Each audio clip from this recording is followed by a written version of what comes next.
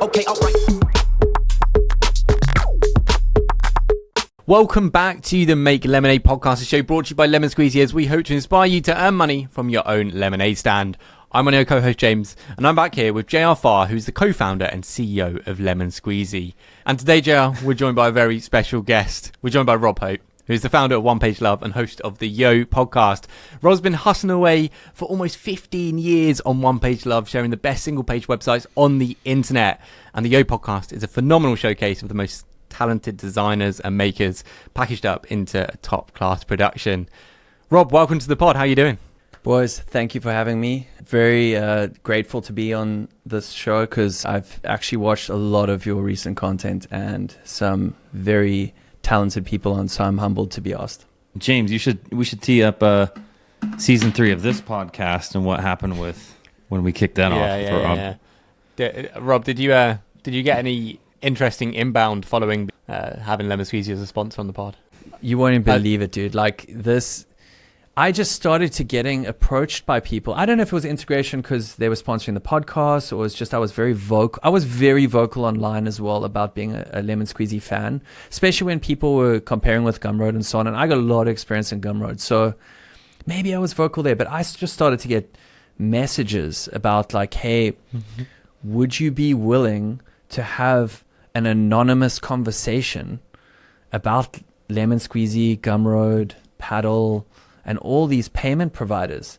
And guys, like when people like to say, can I have an anonymous conversation online? And like, I'm doing the thing I'm doing. Like I'm trying to be transparent. Everyone I speak to, I want to know who they are. It's like why are we even having it? Like you want to know a little bit. And then I'm like, I just thought that was hilarious. I'm like, absolutely not. I'm very polite on the cold emails. I just normally go, no thanks, and I'll try to use their first name and stuff, and I'll be like, no thanks, Dave, or whatever it is. And then it was like, it's just like they kept pushing, and I was just like, this doesn't even make sense, man. Like, and then the guy's like, we'll pay you $500 for a 30-minute conversation about Lemon Squeezy and like why you chose them over Gumroad. And I'm thinking, oh my goodness, $500, 30 minutes. I'm like, okay. Actually hit up a mate and I was like, okay, so if I do this, how can they take the $500 out of my bank account? Like how can they scam me of this $500? And I couldn't figure out a way. Like I was like, this is totally risk-free other than time.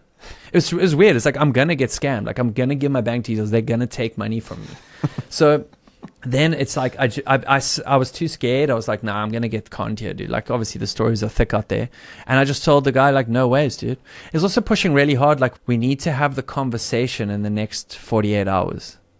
And that was also weird. I was like, why 48 hours? Like, and then I told the guy, okay, cool, maybe. And then, but actually, no. And then he's like, cool, I'll double it. I'll give you $1,000. $1,000. And I was like, for a 30-minute conversation. And I go, cool, next week. And he goes, no, it needs to be in 48 hours. So I'm all of a sudden being pressured, almost bullied to a level where it's like, you have to give us a call in the next 48 hours to an anonymous. And I was like, cool, well, can we do it at least through the browser? I didn't want to give them my phone number.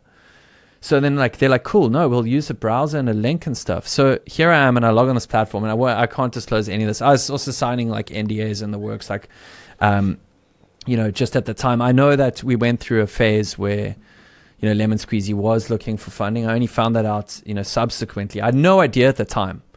So here I am, like, just out of nowhere.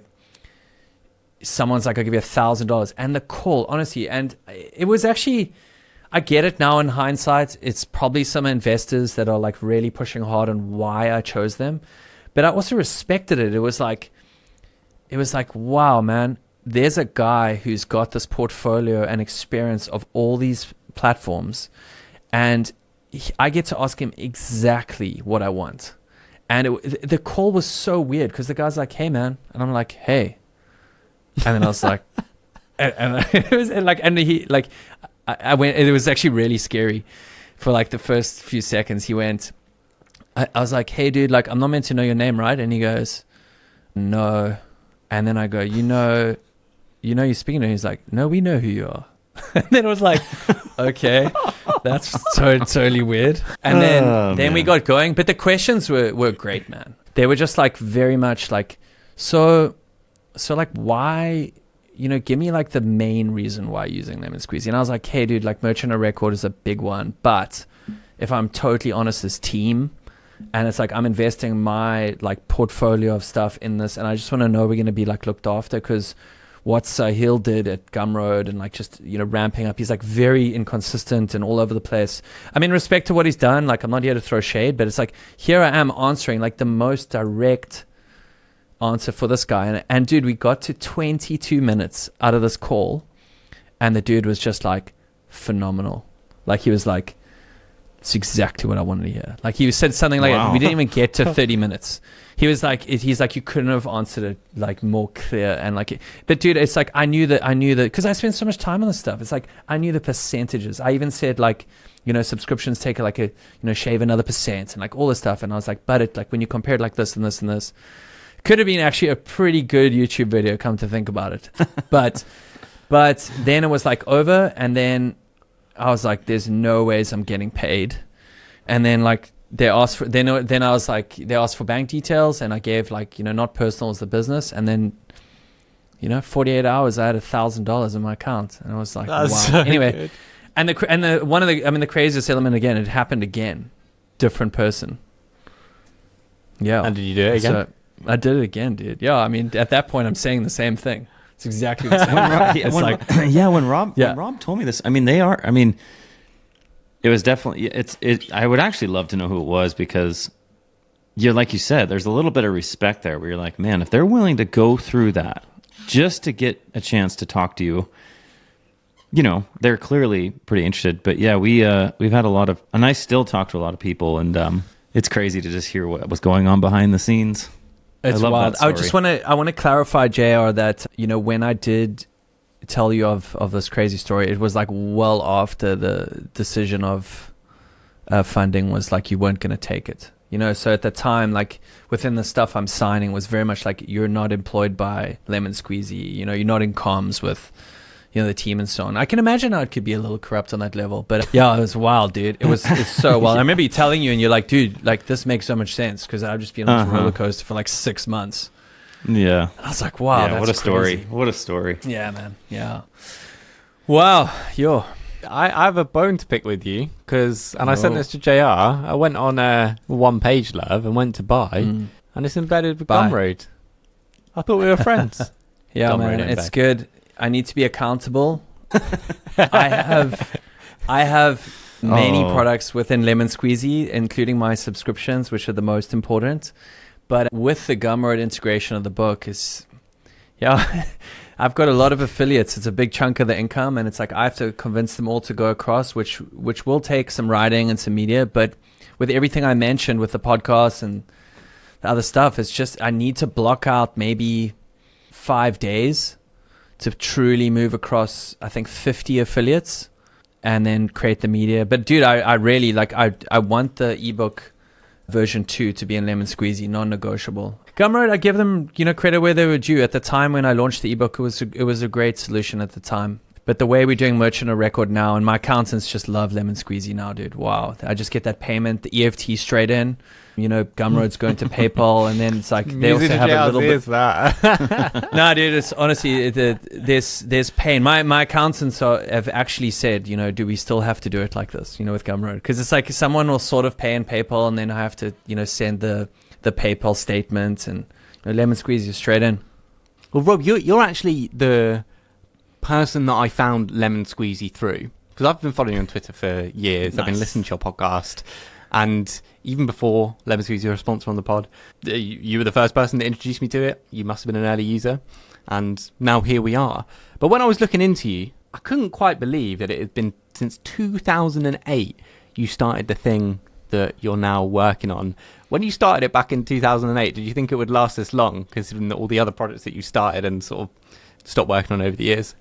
I mean, I'd love to say that I had that foresight, but a lot of these startup ideas of these other makers, they'll tell you that they were scratching their own itch. And 2008, I was building sites for clients, and they would, give me half a page Word document, and they would say, I need a 5-6 page website. And I just was amazed. That was just the standard, and everyone just expected that. So 2008, I was just on the hunt for references to single page websites where people could, tell the story and it's just as little content as possible. So I was definitely drawn to it in 2008. Curious, went on a, massive deep dive online, couldn't find what I was after. And, there's two parts to it. You're curious and you want to see what's out there. But the other part is that you want to convince your clients that, hey, these are good examples of also an app that doesn't have 5 pages. There's only 1 page. And so I just spun up a WordPress site and I started collect links. I mean, back then it was just, just text links, baby screenshots, not a lot of value, but at least references. 2009, 2010, 2011, we add some categories, some tags. All of a sudden you can search examples. So to answer your question, I really didn't plan for One Page Love to become my life pretty much. I work on it full time. It allowed me to quit freelance. Big journey getting there. But back then, you're just doing it to scratch your own itch. And that is the best advice you can probably give anyone who's creating anything, is that you got to, scratch your own itch and just ship something for yourself in the beginning. And then guess what? Other people like you are around there. Was it 2016 you went full time on One Page Love? I was 2016, 2017. A lot of people ask me what it takes, to take the leap and so on. And there's a lot of mixed advice on this. But for me, I don't want to use the word lucky too much. I try not to use that word, but I live in South Africa and the expenses are low and the US dollar, went a long way then. It still does now. But it basically works like, let's just make up some rough numbers, just say my expenses and overheads per month were $1,000, in Africa. I just need a One Page Love to make $1,000 and then that's it. Obviously you can still do stuff on the side, but I found that if I really pushed, sacrificing, weekends away, saying no to things and really try to add more value and pour it into One Page Love, that's when I really pushed forward and just monetized that a little bit more and more. When it was a side project for so many years, it's so easy to just say yes to a client deposit. Let's just, throw another number.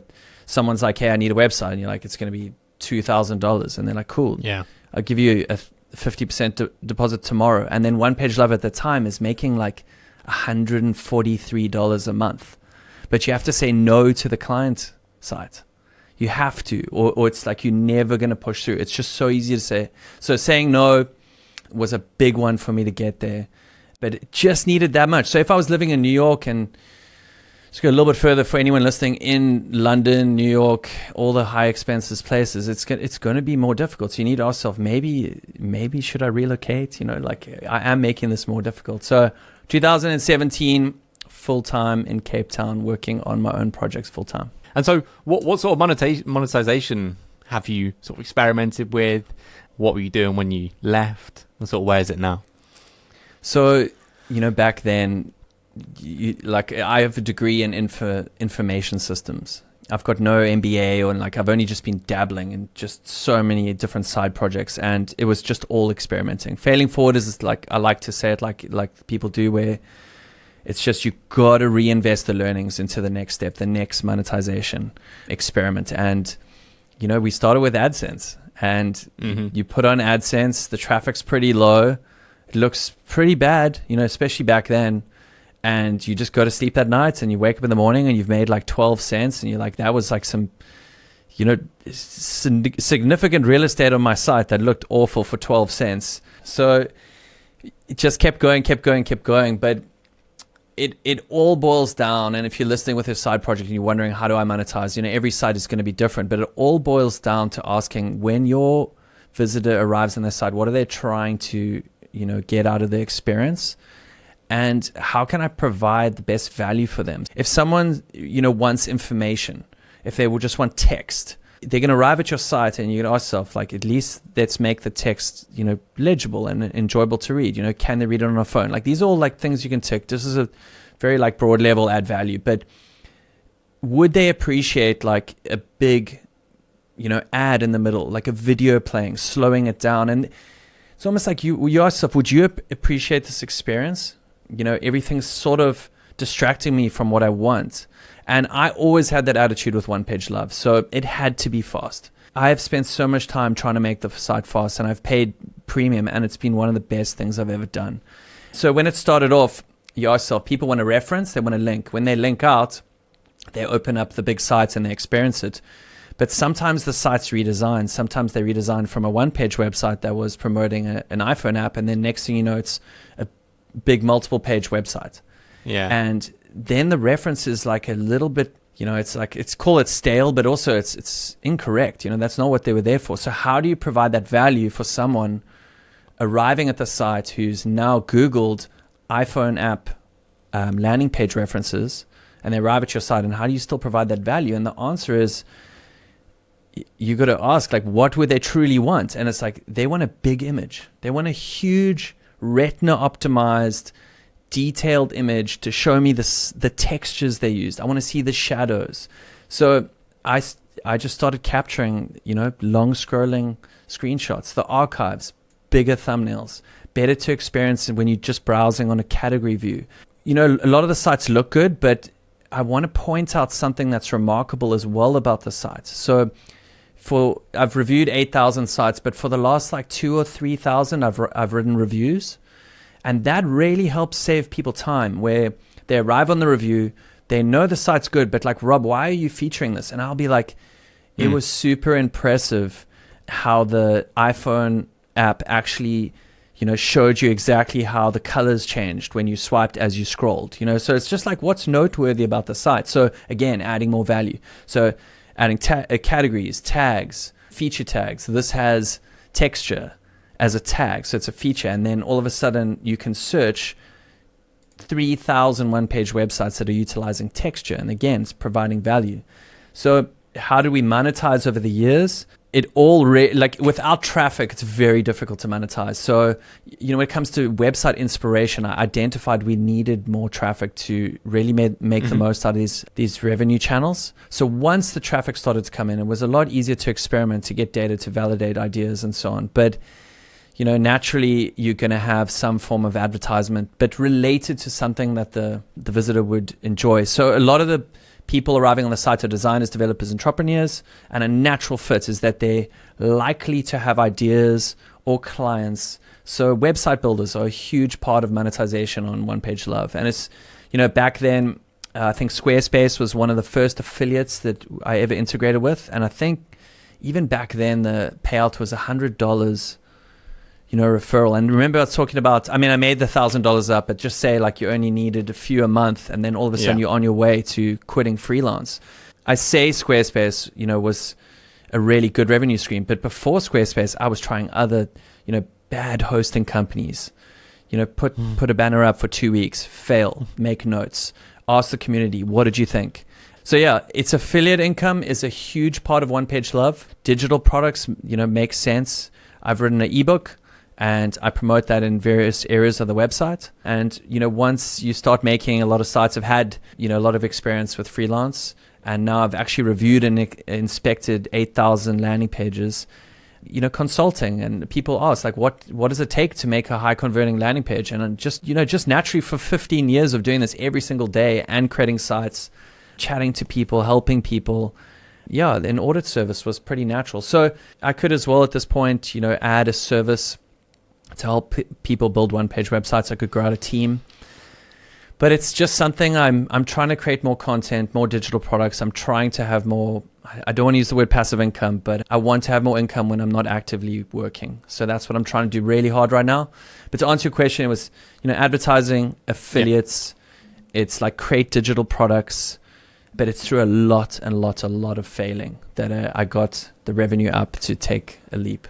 So would you say that One Page Love is mostly affiliate revenue now? Is that the biggest revenue source, or is it maybe? So right now, affiliate income is a huge chunk. I can't tell you the figures exactly or the percentage exactly. Now because the site's grown into VAT level, I have a PTY limited and I have to get books and so on. And we have the categories. But, Webflow, who, reached out asking like, hey, we really like what you're doing with One Page Love. Is there any way we can maybe start, not a bias, but can we promote Webflow in an organic way and in the way that you'd be happy with on One Page Love. And as soon as they like approached me with that, I just knew that that's a company I want to do business with. So we had deals with Squarespace in the past and other brands. Yeah. But we sat down like with the team and we said like, what can we do? Let's think out the box. And we came up with all these cool ideas and we sort of like chiseled it down. And then also when I had a few ideas like in the pot, I would reach out to a few friends, like a few other entrepreneurs, other people with galleries, and say, guys, I want to maybe push the limit a little bit, like I want to keep the experience good for the audience, but I think the brand would really dig this. So a good example of that is that within the gallery with One Page Love, I'm not so sure how many websites are built with Webflow, but if they are built with Webflow, you'll notice there's a subtle little blue Webflow logo in the corner, and no other platform gets that. So to talk about the tailored experience we created with the brand, and this is definitely advice for anyone else listening, is that when a brand approaches you for a deal or a sponsorship or so on, you can give them impressions and you can tell them, hey, this is what you do per month. This is how much a banner costs. But what they're going to do is that they're going to compare that to other, real estate out there. What you need to do is tailor something that it feels like they can't compare it to anything else. And it also feels like you really care about the brand and want them to have a good deal. But secondly is that you care about the users, and you're telling the brand that's like, I don't want anything that the users are going to feel like this is too much in their face. And I made these mistakes in the past in a big way. So what we have right now, just to tell you the deal with Webflow, is that we have a navigation item in the header that says build a one-pager. We have homepage, top right banner, just says, this is, and it's whatever Webflow want to promote. Obviously it goes through me first, but it's like, hey, they've just launched localization. So you can think of One Page Love as like a broadcast channel for them. It can just amplify anything they're working on. And I'm very happy to do it. My personal sites with Webflow, I'm a big fan of the team. So we have homepage, top right banner, Webflow, and then we have main navigation. We have any Webflow item throughout the site has a little blue badge that says it's built with Webflow. And then we have the 9th thumbnail on all pages. So basically, if you are searching texture, the 9th thumbnail will be a Webflow promotion. So it's quite cool. It's not like it's in the header. You organically scroll down. It's the same size. All their visuals are beautiful. All their ads are beautiful. So I'm also very happy to integrate it. It looks great on the site. The experience it doesn't just stick out. And then we have a newsletter. The newsletter goes out. It's called the Love Letter, and they are the primary sponsor. They're the only sponsor. So it's a package deal.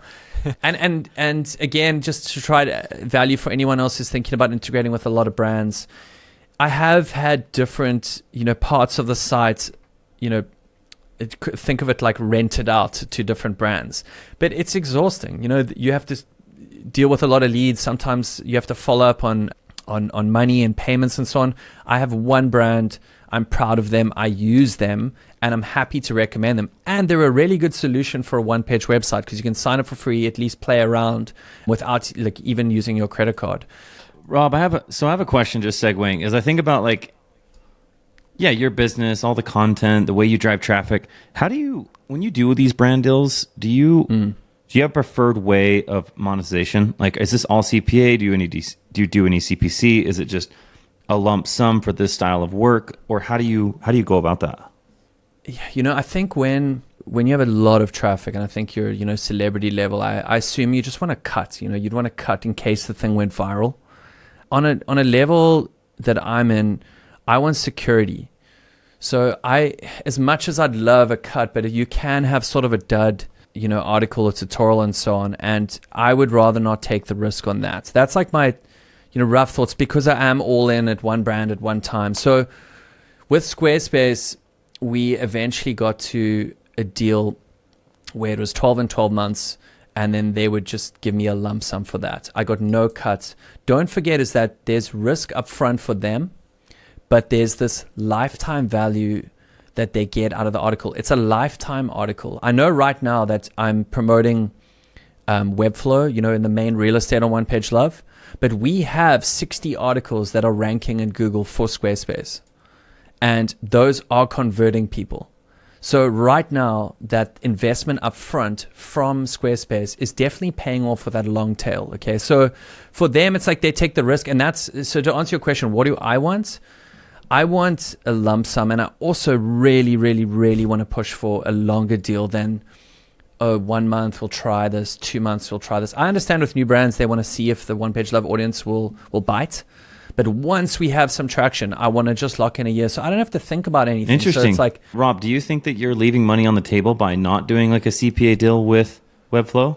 So with Webflow, we have come to a sort of, we still refining like a longer term deal, but in our trials, when we've been collecting data and so on, they have been paying per month for those prime areas and I've been getting a cut.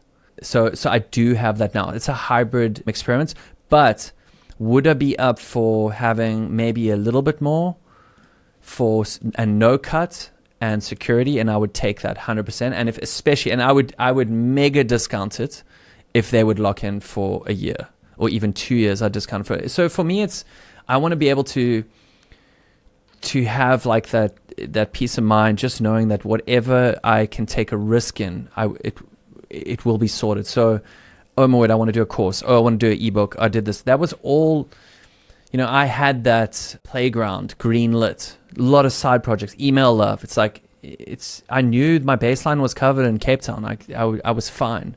But if it's like reliant on an ad doing well, you have a few months that maybe the tutorials don't do so good. The deal I have right now with Webflow is really cool as well. It's less than Squarespace, but I don't create any content. So it's like they're just in the prime areas of the site. It's converting great. And I just send the newsletter and I can do whatever I want around the site. So now I'm creating YouTube videos. I'm working on a course and I'm going in hard on the Yo podcast. So it's because of the security. I'm excited to get into all of the new stuff you're doing. But I guess before we get there, Rob, is this all you? Do you have a team or do you just contract out when you need help? Is it all just made by Rob? So I did a full-time hire a year and a half ago, and then she was great, but it no longer working. It's just I experimented it. I had this vision. One Page Love was doing well. We had the good contract signed. I had this vision of growing a massive network of inspiration websites. Email love. I was negotiating with love is a terrible domain to negotiate. It is just so no guys, I can't explain it. But it's just like it's a rough scene out there, and every single domain with love in it is inflated. So I was trying to get type love. I was trying to get UI love, UX love. I eventually got UX love. I got email love. Negotiations for years and years and years, and then you're going to throw in the social handles that are all squatted.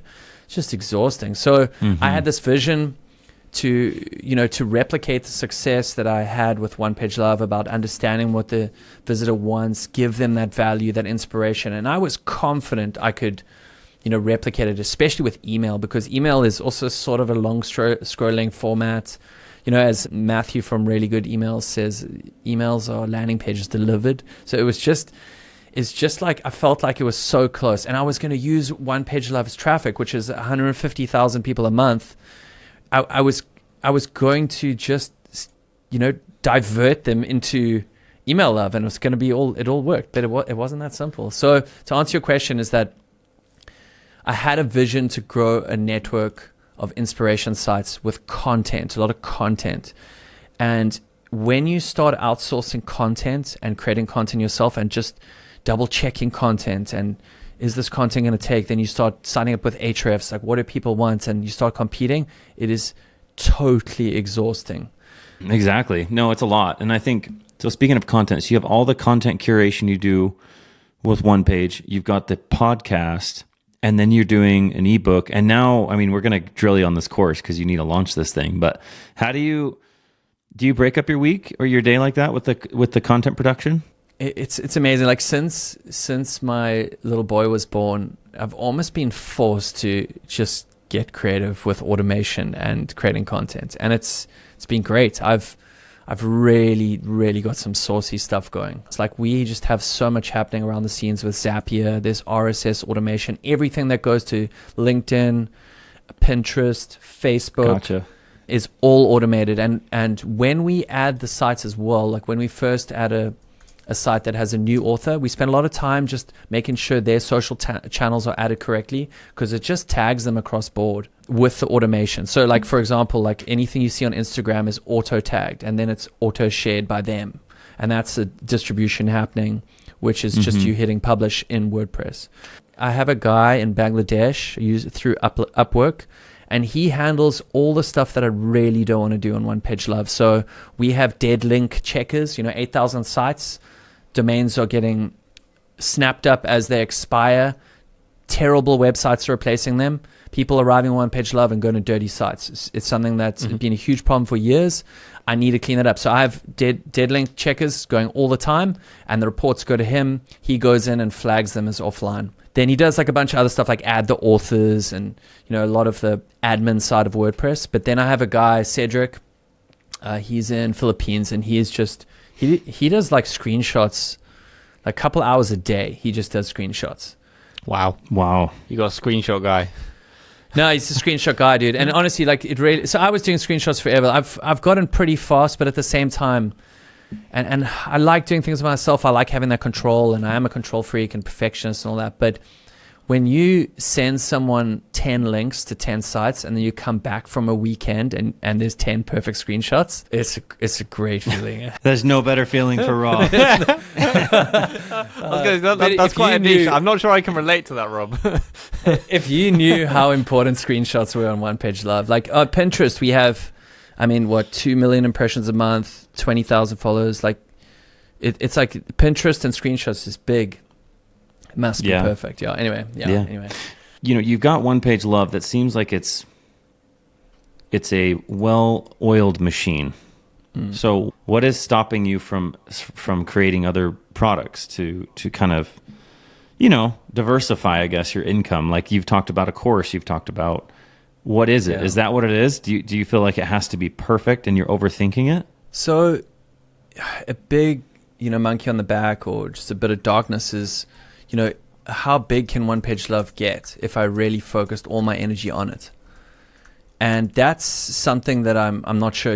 If we grew the team, if we created more content, more articles, focus on SEO, could we take that 150,000 unique to 1 million? I don't know.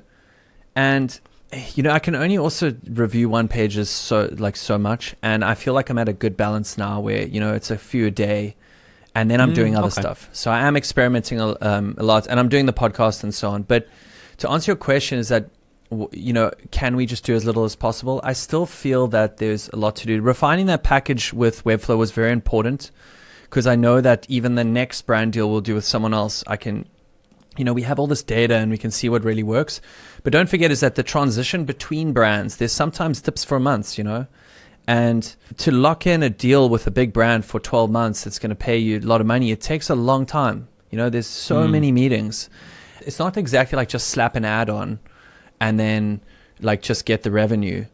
It's more like, what's going to work? What's the brand? So there's been a lot of admin behind the scenes on One Page Love to get it where it is now. The whole hiring escapade, or whatever you want to call it, growing the network. I sold UX Love. I sold email love. Like this was my last 18 months. Is like I had a kid, but before that it was a vision to grow a site. I hired someone. We were originally with Squarespace. They were creating Squarespace articles with me. Then the Squarespace deal didn't renew. Then it's like, oh, email love is not taking off where I thought it would be.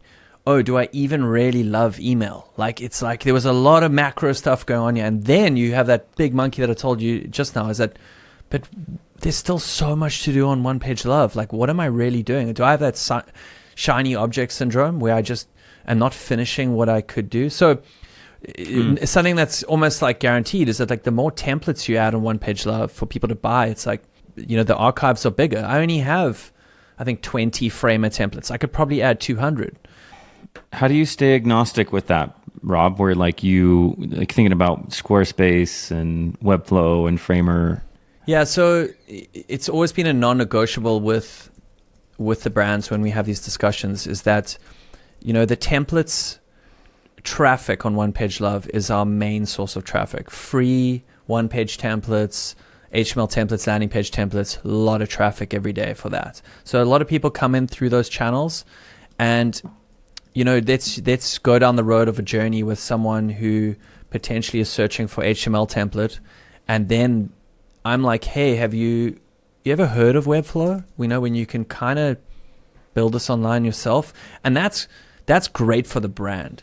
And that's always been my discussion with them, is saying like, hey, we need to stay objective. We need to sort of treat all platforms the same. The curation is very important. I'm not just listing anything. So like every template from Squarespace, Framer, Wix, even Wix Wix had some bad templates back in the day. Recently, I saw they created, I think, 3 or 4 that were great. So I added them. And I never want to have that narrative where the main sponsors like, no, you cannot add Wix templates, because right. We're ranking for Wix templates, 1-page Wix templates. Like we want people to land there and then make up their own minds. But also, like, you're searching for a 1-page Wix template, and you arrive on the site, and because of the curation, because we're only handpicking the 4 best 1-page, like, we're saving them time. And that's value. And then it's good for brand. Maybe they subscribe to the newsletter. Maybe they take a look around the site. There's resources. Watch a video on how to improve your testimonials.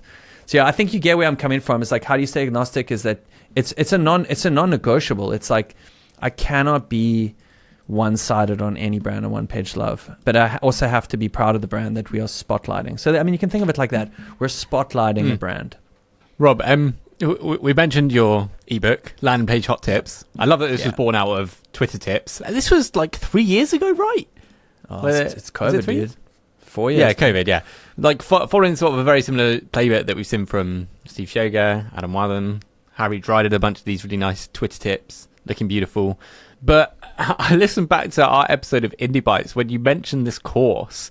You mentioned this was 3 years ago, Rob. You mentioned the course that was going to come off the back of this tips, which went into this ebook, which you still sell. When's the course coming, dude? Wow, dude. So for context, for anyone listening, just to recap, is that I dropped this tweet in 2020, and it said, leading up to my landing page course, I'm just going to release 100 tips in 100 days. And it's just that they did so well, and then I did an email drip. If you signed up for tip 1 on any day, whenever you discovered this thing, it would give you tip 1 on day 1, day 2 you get the next one. And it did so well, and people were just mailing me like crazy, going, dude, please, can I have all 100 tips? And they didn't even exist. So the validation was ridiculous. So that was the distraction 1 of 12, why the course isn't out. But I want to tell you the real deep reason why I haven't had the course. And sure, there's time is difficult, but if you truly wanted to get something else, I guess you just have to say no to everything. But for me, is where I'm positioned in the landing page world has been a massive identity crisis. So kind of 2 parts, and less so this one, is that, there are people out there that are, have landing pages that earn millions of dollars, and I don't have that kind of landing pages. I have a really cool narrative where it's like, I've inspected the 8,000. I've built my own tons. I have the book. I've helped other brands. Like I recently helped Unsplash with, a landing page with the launch of theirs. So like, I've definitely got that like sort of proof. But when you look at landing page content out there, it's very much like get rich over the weekend, quick buck stuff. And I just hate it so much.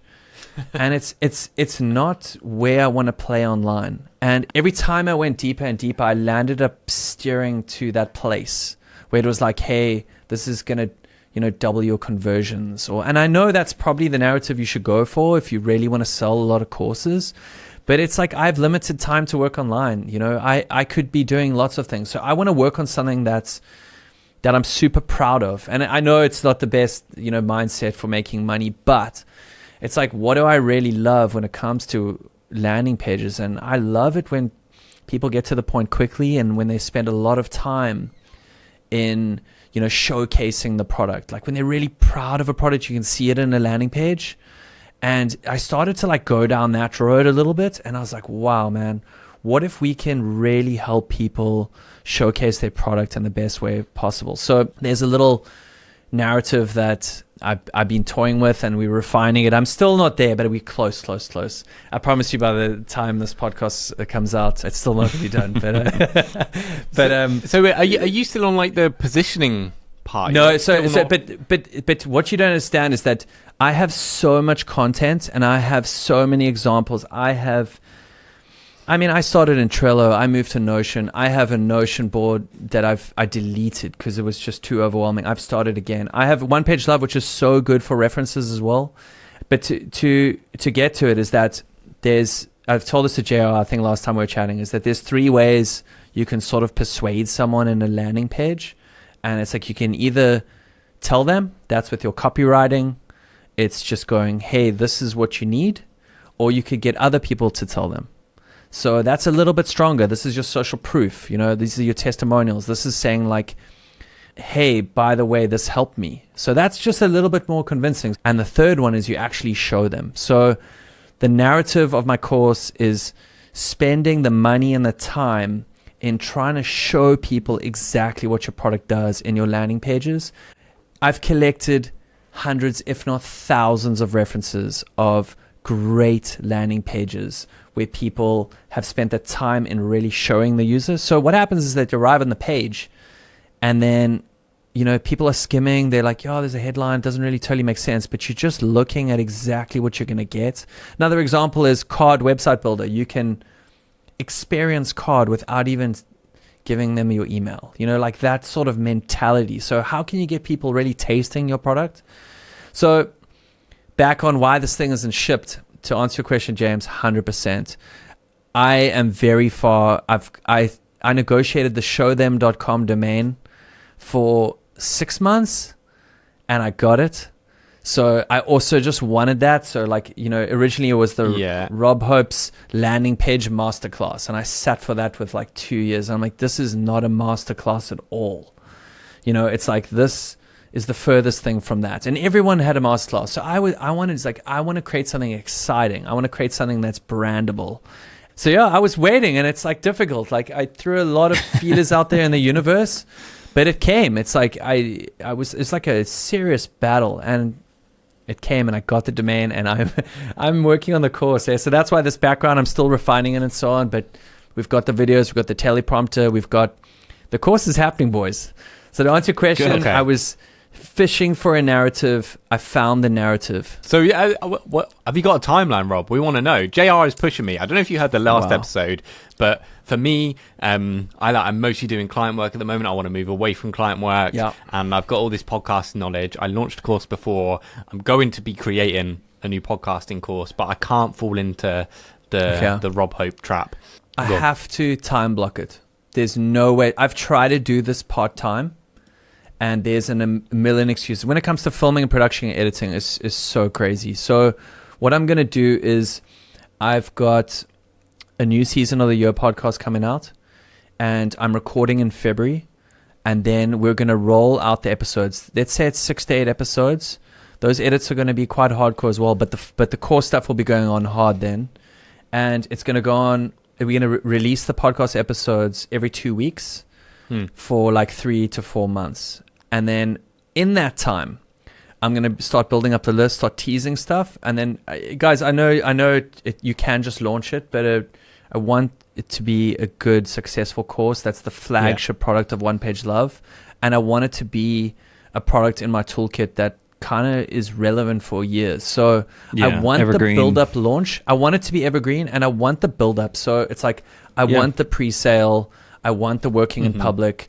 And I haven't started that yet. So realistically, I think if I went all in after the Year podcast season 3 ended, it would take 2 months after that point. And then I think we're going to ship.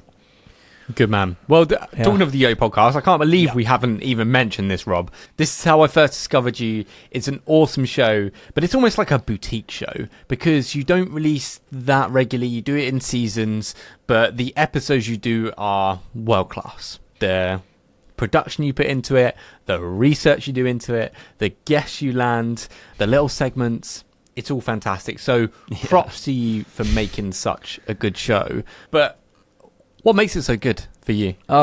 So just first of all, thank you for saying that. I need that reminder when my fingers are bleeding from editing. And, I've timed a few episodes and no one, it's really unsustainable. Like, it depends what you want out of a podcast, I guess. But for me, I was using it as a creative outlet, and I just wanted to create fun interactions with people I seriously respected. So just to transition to the side quick, to give you a little bit of a baseline with how hectic the shipping is that someone would go to me and say, hey, why don't you have that person on your podcast? And I was like, first of all, I don't really know them, and I haven't really been following them for like a year. So it's like, I don't know anything about them that I could really integrate into the questioning. It's like, I need the nuances. So when it comes to the research, it's like, I want to ask questions that I'm genuinely curious about. I've been following most of the people for years and years and years, and here I am rapping with them. It is the greatest thing ever. Like,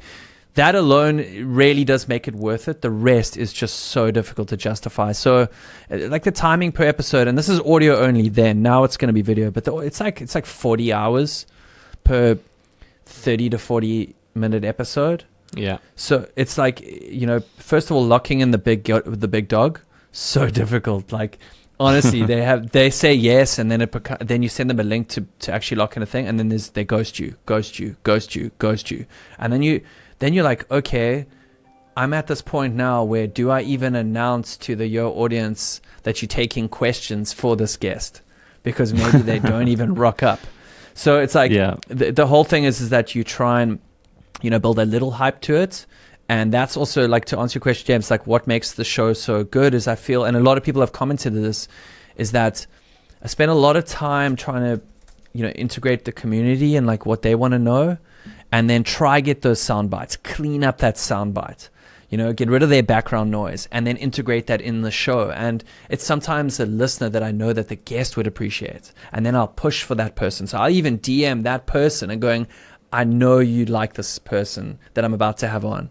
Do you have a question for him? And then I'll like put those two together, and that just brings that little bit of joy within the interview. And a lot of people say I unlock a bit of a personality in the guest. You get to kind of see the other side of them, and they're like, I'm really stoked when people say that, because that's exactly what I'm trying to do. So again, I try to create a podcast that I'd like to listen to. So super well edited. I mean, James, your podcast is very concise. So I really do appreciate it. But I also try and create this flow where it sort of just like breaks the ice in the beginning, and then we ask like a kind of broad question, and then we just get into a game, and then it's like we like all the guards down, and then it's just like, but we need music, and it needs to be, every question needs to be cut on the beat, and whenever there's a kind of controversial question, I need a skid sound from a car, and then it's like blank air, and then everyone's like, oh, that was awkward, and then it resumes the music. So it's very designed, and it just takes super long in the edit. It's like any ahs, any pauses, even stutters at a time. I was just trying to refine that, probably too much. Definitely did over edit in the beginning. I feel like they're timeless, they're evergreen, the lessons are very good per guest. And to have someone message me now and say, dude, I just devoured your catalog last week, is just such a good reason to do a podcast when they are evergreen like that. So the question, why they're so, it's time, man. I think you've pretty much explained it very well, Rob. I actually use your podcast as an example to anyone that comes to me that wants to do an interview show and wants to make it ever so slightly different.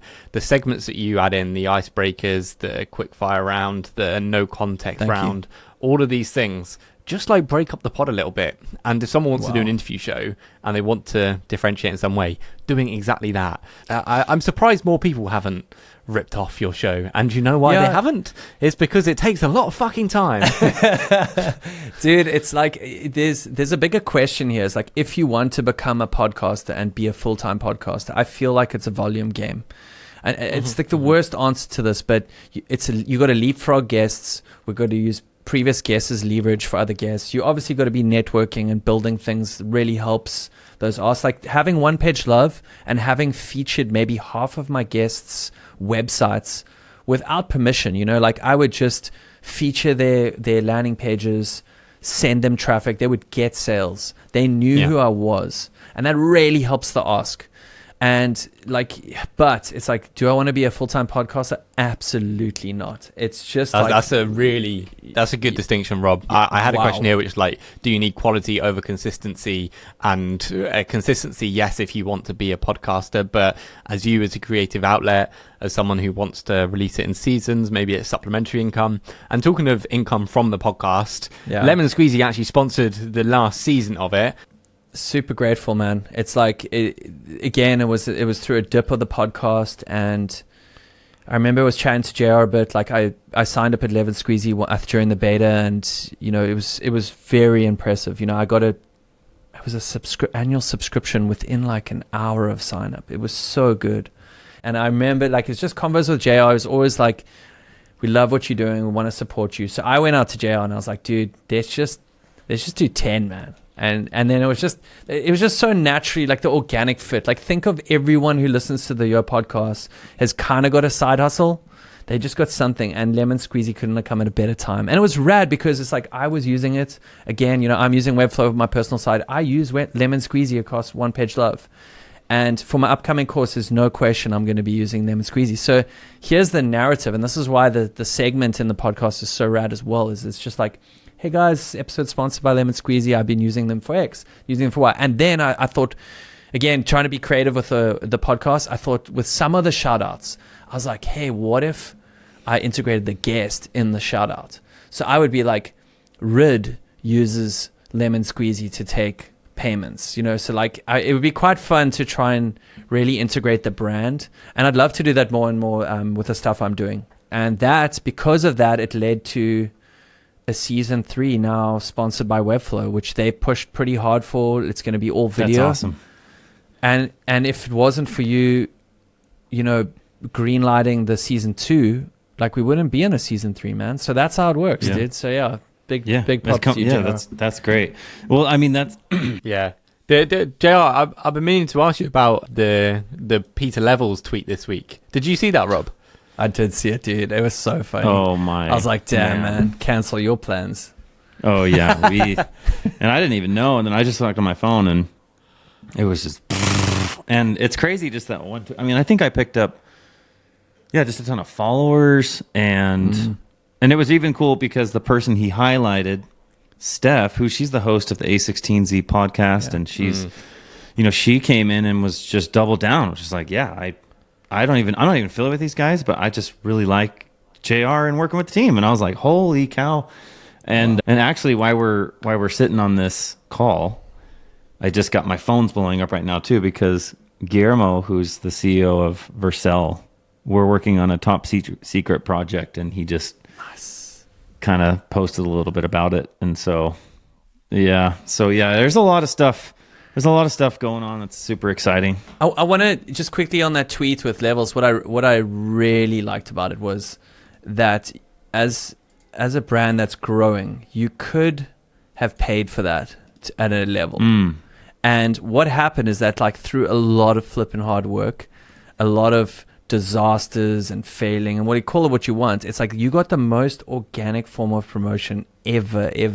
Yes. And like a lot of brands will be like, you know, how do you monetize? How do you, like, we can pay influencers.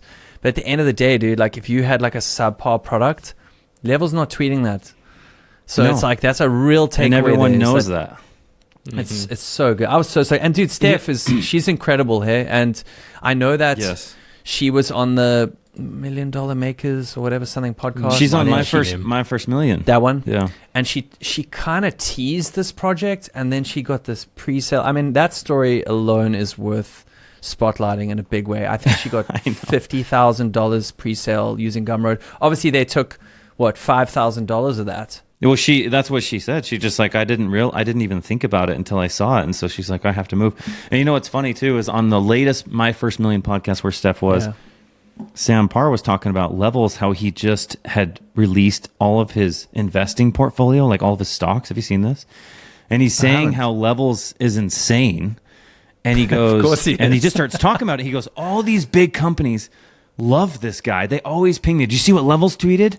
And they're like, everybody feels like if Levels tweets about you, it's like the best thing ever. It's kind of like, babe, wake up. levels just tweeted about, you know, like, and like, that's how I felt. I literally was like saying that. I was like, babe, yeah, I know you don't know who this guy is, but he just said this about us, you know.